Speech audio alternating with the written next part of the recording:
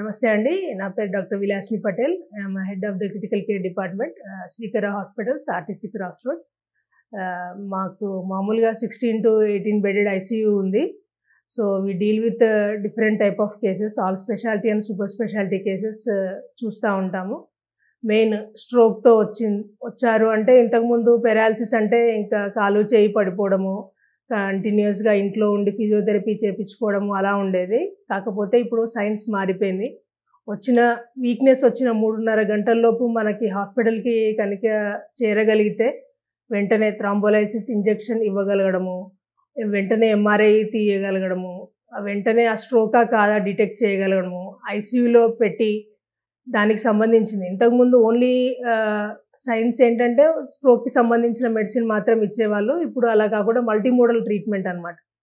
వచ్చిన వెంటనే థ్రాంబోలైసిస్ చేశామా, దానికి సంబంధించినది ట్రీట్మెంట్ ఇచ్చామా, అదే కాకుండా వాళ్ళ న్యూట్రిషన్ చూసుకోవడము, వాళ్ళ ఫిజియోథెరపీ చూసుకోవడము. డే 1 నుంచి ఫిజియోథెరపీ ఏదైతే మజిల్ వీక్ అయింది, ఓన్లీ కాలు, చెయ్యి వీక్‌నెస్ అయితే ఎక్సర్సైజ్ చేయడమే కాకుండా గొంతు మజిల్స్ వీక్ అయినప్పుడు, కంటి మజిల్స్ వీక్ అయినప్పుడు అది చేయడము. శ్వాస సరిగ్గా తీసుకునే వాళ్ళకి వెంటనే వెంటిలేటర్ పెట్టేవాళ్ళు. ఇంతకుముందు ఏంటంటే వెంటిలేటర్ పెడితే ఇంకా పేషెంట్ అయిపోయినట్టే, వెంటిలేటర్ మీద ఉన్నారు, అసలు బతికున్నారో లేదో అని పేషెంట్స్‌కి చాలా డౌట్ ఉండేది.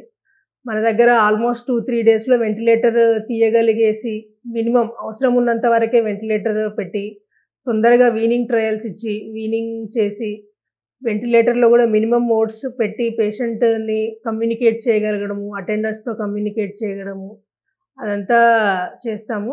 మల్టీ మోడల్ ఓన్లీ న్యూరోనే కాకుండా critical care department, nutritional department, physiotherapy, exercises, best nursing department, respiratory థెరపిస్టులు. So, each and every part of body we will take care so that it aids in complete recovery. 2 మంత్స్‌లో, 3 మంత్స్‌లో mild stroke వచ్చి వెంటనే present అయిన వాళ్ళు recover అయ్యి చాలా బాగా జాబ్‌లో జాయిన్ అయిన వాళ్ళని కూడా చూసాము. చిన్న సర్జరీస్ బ్లీడ్ ఉంటే కూడా వెంటనే ఐడెంటిఫై చేసి సర్జరీ చేసి, సేమ్ డే ఫిజియోథెరపీ స్టార్ట్ చేసి, చాలా అంటే ఏదైతే డిలే ఉందో ఒక్క దగ్గర కూడా డిలే లేకుండా మల్టీ మోడల్ యాస్పెక్ట్స్ ఏవైతే ఎక్కడెక్కడ ఉన్నాయో ప్రతి important point of body temperature కానీ, స్కిన్ హైడ్రేషన్ కానీ, న్యూట్రిషన్ కానీ ప్రతి ఒక్క విషయంలో కేర్ తీసుకుంటూ ఇస్తే పేషెంట్ హాస్పిటల్ స్టే అనేది తగ్గించగలగాలి. So that is our main treatment protocol. Not only treating a disease, to know the expected complications, treating the complications and preventing complications. That is the main motto for treatment. Patient ఫ్రెండ్లీగా ఉండడము, పేషెంట్కి సంబంధించిన ప్రతి ఒక్క చిన్న విషయాన్ని కూడా important విషయంగా తీసుకోవడము, అది న్యూరోకి సంబంధించింది కానీ, కార్డియాలజీకి సంబంధించింది కానీ, స్టెంట్ సడన్‌గా హార్ట్ అటాక్ వచ్చి స్టెంట్ వేయగలిగినా కూడా నెక్స్ట్ డే కల్లా మళ్ళీ మిగతా అన్ని వాళ్ళ ఫుడ్, డైట్ విషయం కానీ, అంబులేషన్ నడిపించడం కానీ, వాళ్ళు రెగ్యులర్‌గా మోషన్‌కి వెళ్ళేటట్టు చేయడం కానీ, అవన్నీ కూడా ప్రతి ఒక్క ఆస్పెక్ట్‌లో కేర్ తీసుకోవడమే main motto of critical care department. ఇదే కాకుండా నెఫ్రాలజీ మనకి డయాలసిస్ సర్వీస్ కూడా ఉంది. సో, ఇమ్మీడియేట్‌గా ఎప్పుడు అవసరమైతే అప్పుడు 24/7 మనకి టెక్నీషియన్స్ డిపార్ట్మెంట్ ఉంటది. దానికి సంబంధించిన బ్లడ్ టెస్ట్‌లన్నీ మన దగ్గర వెంటనే హాఫ్ అన్ అవర్ టు 45 మినిట్స్‌లో మనకు బ్లడ్ టెస్ట్‌లు వచ్చి వెంటనే తొందరగా డయాగ్నోస్ చేయడము, తొందరగా ట్రీట్మెంట్ చేయడం వల్ల ఏంటంటే హాస్పిటల్ స్టే అనేది మనం తగ్గించొచ్చు. ఇవి కాకుండా అన్ని సూపర్ స్పెషాలిటీ డిపార్ట్మెంట్స్ కూడా వి ఆర్ ట్రీటింగ్. అది ఈచ్ డాక్టర్స్ ఆల్మోస్ట్ 18 బెడ్స్‌కి 3 డాక్టర్స్ ఉంటారు ఐసీయూలో. 1:1 నర్స్ బెడ్ రేషియో ఉంటది. నర్స్ పేషెంట్ రేషియో ఉంటది. ఎమర్జెన్సీ ఇన్ హౌస్ ఐసీయూలో అయితే మనకి అసలు 30 సెకండ్స్ కూడా గ్యాప్ ఉండదు. ఏసీఎల్ఎస్ ప్రోటోకాల్స్ కానీ, బీఎల్ఎస్ ప్రోటోకాల్స్ కానీ, సీపీఆర్ చేయడం కానీ, డీఫిబ్రిలేటర్ షాక్ పెట్టడం కానీ అవన్నీ మనకి వితిన్ 1 మినిట్‌లో మనమి చేస్తాము. ఆ ట్రైనింగ్ కూడా మనం రెగ్యులర్‌గా ఇస్తూ ఉంటాం. ఎవ్రీ 1 మంత్‌కి ఒకటి మాక్ డ్రిల్ చేయడము అది ఇస్తా ఉంటాం. సో, స్టాఫ్ అంతా కూడా అవేర్ ఉంటారు.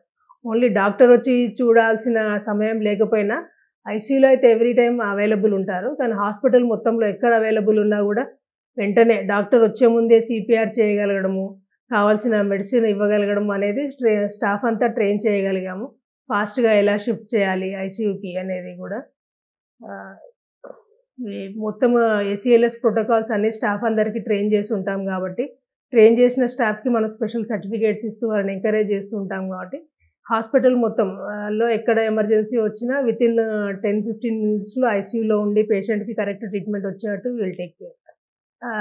స్ట్రెస్ హ్యాండ్లింగ్ అనేది ఫస్ట్ టీమ్ లీడర్, యాక్చువల్ క్రిటికల్గా doctor is a team leader. యాక్చువల్గా స్ట్రెస్ అనేది ఉండదు, ఎందుకంటే మేము ఒక ప్యాషన్తో ఇది నేర్చుకున్నాము, ఒక ప్యాషన్తో. అది కిక్ అంటారు కదా, ఒక పేషెంట్ని లైఫ్ సేవ్ చేసినప్పుడు వచ్చే కిక్ మాకు ఇంకా దేంట్లో ఉండదు.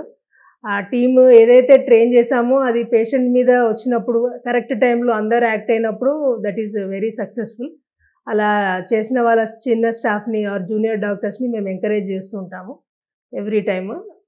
అది ఎవ్రీ టైము ఆ మిషన్స్ కూడా అన్నీ డైలీ అయ్యేటట్టు రికార్డ్స్ మెయింటైన్ చేయడం అదంతా వీల్ టేక్ కేర్. ఒకటేసారి 2-3 పేషెంట్స్ అరెస్ట్ అవుతారు ఒక్కొక్కసారి. అప్పుడు ఏంటంటే టీమ్ లీడర్ ఒకటే దగ్గర ఉండగలుగుతారు. సో మిగతా డాక్టర్స్ కూడా టీమ్ లీడర్ లేకపోయినా సేమ్ కేర్ ఆఫ్ ట్రీట్మెంట్ ఇవ్వగలగడము, సేమ్ సక్సెస్ ఇవ్వగలగడము, సిపిఆర్ సక్సెస్ అవ్వగలగడము. మిగతా ఏమైనా వెంటనే ఇప్పుడు హ్యాండ్ ఫ్రాక్చర్ అయితే హ్యాండ్ ఫ్రాక్చరే చూసుకుంటారు, వాళ్ళకి బ్రెయిన్లో కూడా ఎక్కడో బ్లీడ్ అయి ఉంటుంది. సో అన్ని systems multi modal approach of patient అనేది మేము కంపల్సరీ చూస్తాము, అదే ట్రైనింగ్ ఇస్తాము. మా టీం అంతా కూడా దానికి ట్రైన్డ్ అయి ఉంటారు. అద్భుతమైన ఆరోగ్య వీడియోల కోసం 3TV హెల్త్ ఛానల్ ని లైక్ చేయండి, కామెంట్ చేయండి, సబ్స్క్రైబ్ చేయండి, అలాగే షేర్ చేయండి. థాంక్యూ.